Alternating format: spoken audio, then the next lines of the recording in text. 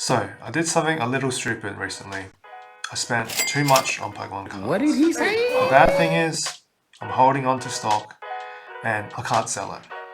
The good thing is, I've got more Pokemon cards, so it's a win-win, you could say. I went a bit overboard with my recent spendings on Pokemon cards. I spent over $1,000 on just a few slabs. I think I bought up to like 6 or 7 PSA slabs. One of them being a base set 7 Charizard, which I spent I think almost $500 US.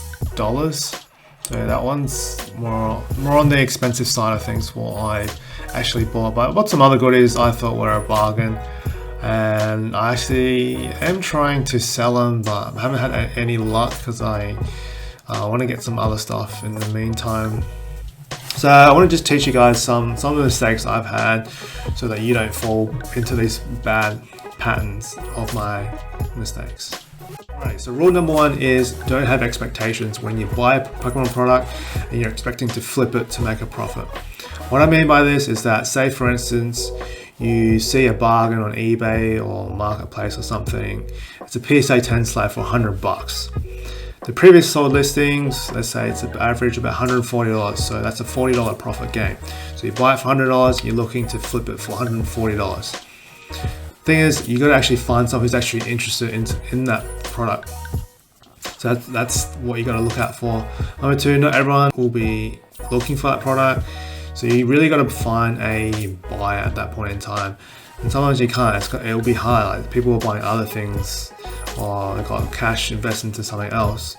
So there's that mindset is don't have the expectation of flipping it straight away. I mean, it can take a long time. Could take a few weeks, a few months to sell something. I mean, I bought some Champions Path and I struggled to sell it for even $110. People were asking for the MRSP price or the retail price for it. Rule number 2 is know the market of what is being printed or reprinted within that rough month or a couple of months from where it is at the moment. So at this point in time, we have amazing products out at the moment. You've got Evolving Skies, you've got Celebrations, and there's Fusion Strike down the track. So there's quite a lot of things that are happening at the moment. And there's a few reprints, there's the ETB reprints, there's Darkness Ablaze, I think I heard.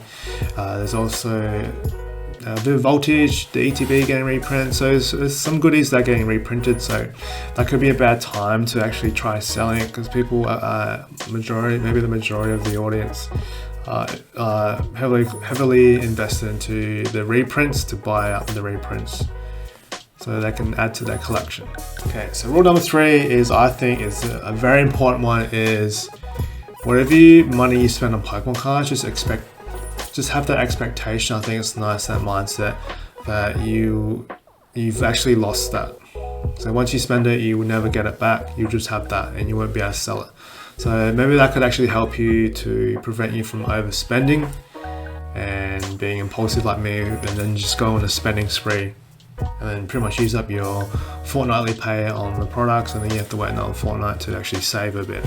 So these are some of the things I want to raise awareness of, is that don't have an expectation of when you buy something and then you're going to be guaranteed I think that's the word, guaranteed to make a profit, because that's never the case. Pokemon cards, it's a risky investment. It's never going to never going to 100% yield you the profits that you expect it to yield. Although there are other people who have bought stuff and sold things for a profit. It's just don't have that expectation that because they sold something for a profit that you will make the profit as well. Because the thing is, you got to find a buyer. If there's no buyers, then you're sitting onto products, you're sitting onto inventory that essentially is kind of capital that you've spent. So there's that risk side of it. Another thing is know the market.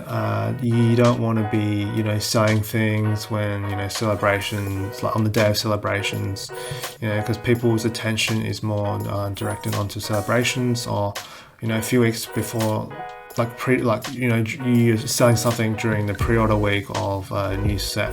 Usually pre-orders do sell out quite quickly because people want to get their products and don't want to miss out on the new set that comes out.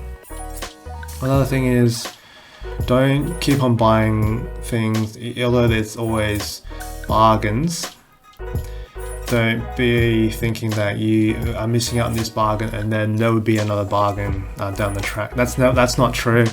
There's always going to be bargains down the track. Once again, it's because people need to sell it and need to pay for things, if it's either health or financial issues or some sort of like personal crisis that they have. They want to sell things straight away, whether you haggle it down. So that's time for that. So never think that you'll miss out on a bargain. I feel like sealed products are a bit harder to sell. Like they're usually sealed products usually maintain the value, while I feel like slabs don't really hold the value as much. It's more volatile, I find, that slabs are, rather than sealed products. But that's just what I've seen. It does change every time for sealed and slabs as well. So there you have it. Just don't try to keep buying bargains you see on eBay or Marketplace, because you just eventually burn yourself out and you run out of cash, and then you struggle selling your products because you need the capital. So there you have it, guys. That was kind of my story of the little crisis I came into where I spent too much. I realized I actually need the capital to spend on other things as well. So how about you guys? Let me know in comments below, guys. Have you experienced something like this where you've actually regretted a few of your purchases with Pokemon cards, and that you see another better deal than what you spent on? But that's the case with Pokemon. It's risky, it's enjoyable, it's a hobby, and it can really get the better of you at times. So there you have it. As always, guys, keep safe, stay out of trouble, and I'll see you on the next one.